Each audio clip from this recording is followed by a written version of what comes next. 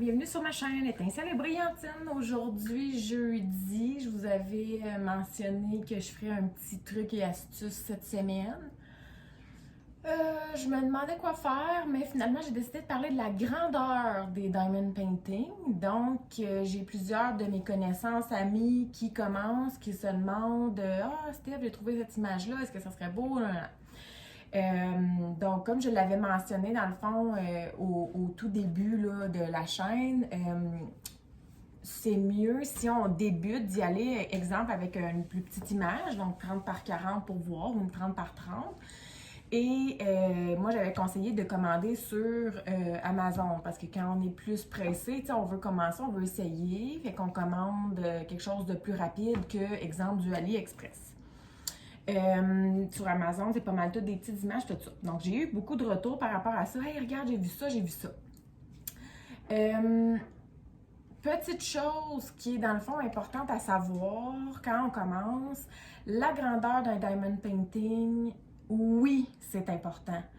Quand on a, je vais vous donner un exemple au niveau de qu'est-ce que vous devriez prendre en termes de grosseur. Si sur votre diamond painting, l'image, c'est une personne ou un personnage, un chat, peu importe, là, un animal, si dans le fond le sujet principal de votre toile fait la majorité du dessin, donc prend la majorité de la place sur l'image, un bon 60 à 75% de l'image, vous n'êtes pas obligé de le prendre si gros. Donc un 30 par 40 va bien rendre votre dessin quand même.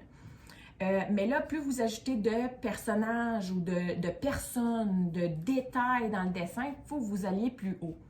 Dites-vous déjà d'emblée un paysage, là, c'est à la base, il y a beaucoup de détails dans un paysage. Donc, c'est important d'aller plus haut. Je vais mettre un unbox prochainement d'un paysage que j'ai commandé et il est 105 cm par 70. C'est extrêmement gros, mais c'est extrêmement important de le prendre gros si on veut vraiment bien qu'il rende les détails.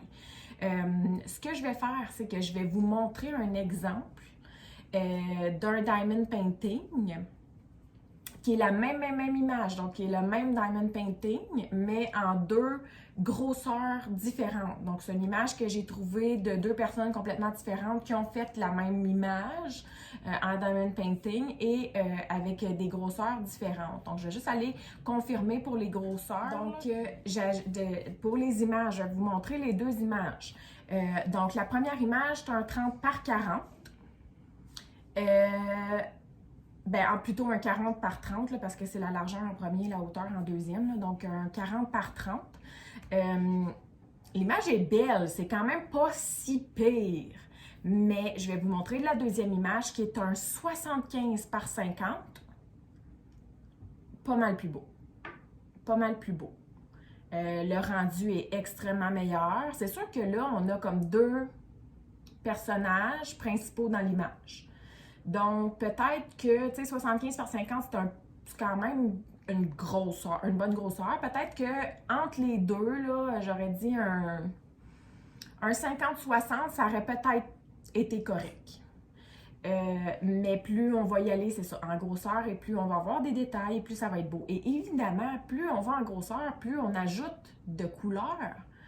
Plus on ajoute de détails, de nuances. Donc, l'image est beaucoup plus claire, beaucoup plus belle. Donc, c'est sûr que si au départ, vous voulez essayer, puis vous voulez pas nécessairement payer un gros prix parce que plus on prend gros, plus on paye cher, je vous conseille d'essayer plutôt avec des plus petites images. Donc, j'en ai fait plusieurs là, sur la chaîne. Vous pouvez retourner voir là, dans ce que j'ai fait, là, le chat que j'ai fait récemment. Donc, c'était un 32 par 42. Il rend très, très bien. C'est ça. C'est vraiment au niveau de la grosseur.